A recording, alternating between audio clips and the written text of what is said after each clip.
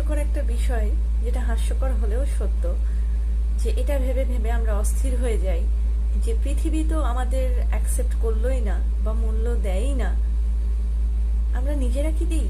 এটা কখনো ভেবে দেখেছেন? না, এটা আমরা কেউই ভাবি না।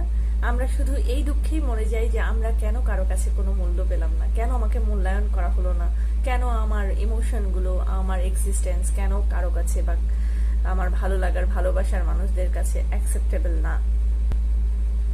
এই জিনিসটা বাদ দিয়ে বরং আপনি ভাবেন যে আপনি নিজেকে কতটুকু মূল্যায়ন করেন। Be good to yourself, then to others. দুনিয়া আপনাকে কি বললো, কে আপনাকে কিভাবে জাজ করলো, কে কি ওপিনিয়ন দিল, এগুলো নিয়ে যদি আপনি বসে থাকেন, বিশ্বাস করেন আপনি আগাতে পারবেন না কোনোদিনও। আপনি পাজল হয়ে যাবেন এবং এক পর্যায়ে আপনি আইডেন্টিটি ক্রাইসিসে ভুগবেন। So be good